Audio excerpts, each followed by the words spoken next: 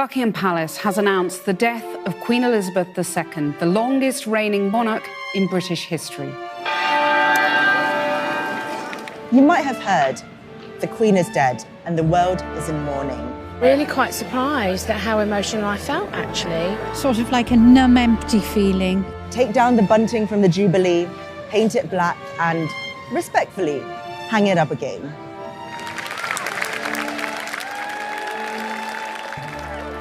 But respect doesn't have to mean reverence, even if she was a bit like the nation's Nan. Many people find it hard to overlook the fact that the global significance and power of the British monarchy stems from the enslavement and exploitation of people of colour. As the world remembers the most iconic moments from the reign of Queen Elizabeth II, it's important to give equal attention to the human costs that made it possible. Royal Empires of Dirt, a show about how British monarchs got rich at the expense of everyone else. If you look past the corgis, the coins, and the ceramic commemorative tap, you'll find that the royal family is a bona fide financial empire. Working out its exact value isn't easy because, like any half-decent financial empire, it goes to great lengths to obscure it.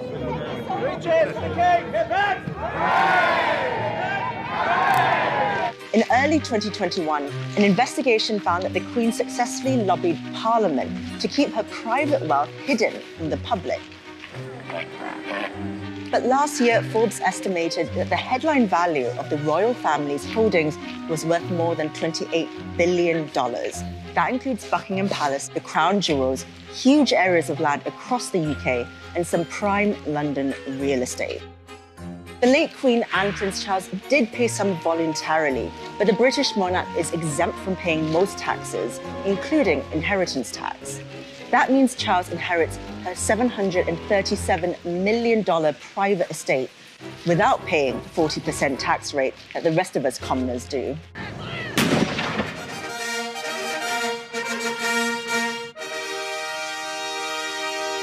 The crown of the United Kingdom of Great Britain and Northern Ireland come to the Prince Charles Philip Arthur George.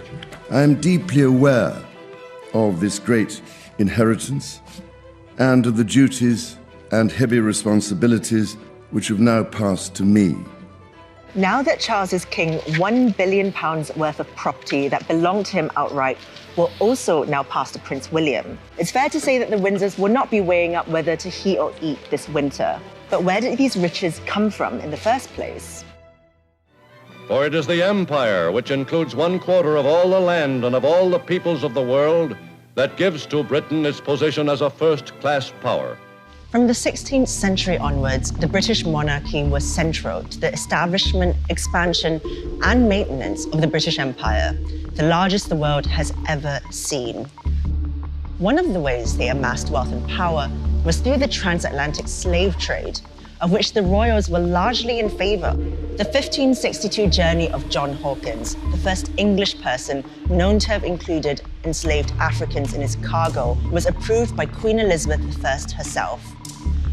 After Britain invaded Jamaica in 1655, the Royal African Company was set up by royal charter under King Charles II.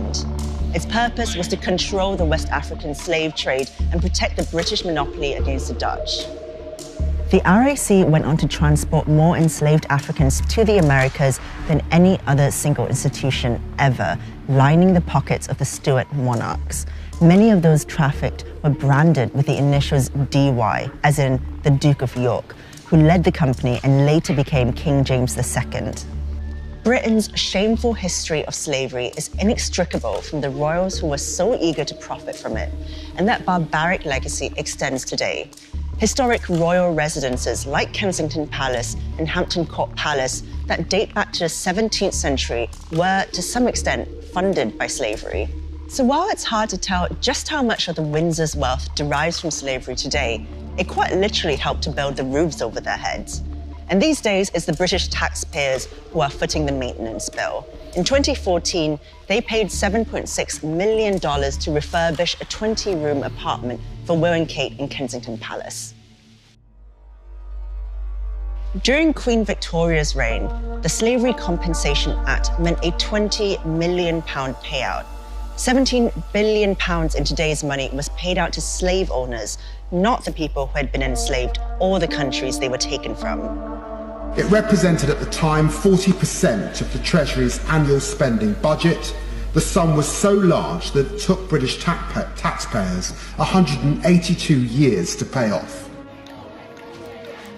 In recent years, more and more former colonies are saying they want out of the Commonwealth and an apology.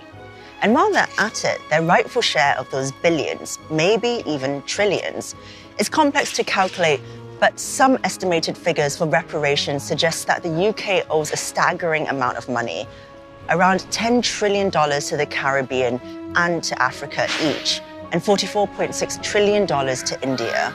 It's enough to make you sweat, unless, of course, you're Prince Andrew. Ahead of the couple touching down here, there have been protests which have cast a distinct shadow over this visit. Earlier this year, Will and Kate were embarrassed on their tour of the Caribbean, and not just because of Will's bad dancing. Before their arrival in Jamaica, over 100 public figures signed an open letter calling on the royal family and the British government to offer an apology and pay reparations. Prince William did express profound sorrow for the appalling atrocities of slavery, but that's not actually an apology or a payout. Prince William, I hope you feel ashamed in some sense. They represent a certain kind of history that is unpleasant for our people. So you can see why so many people around the world view the Queen's death as an opportunity to right historic wrongs. What remains to be seen is whether the new king will be open to reparations, but it's unlikely they'll come at a cost to him and his family. After all, they don't call it the firm for nothing.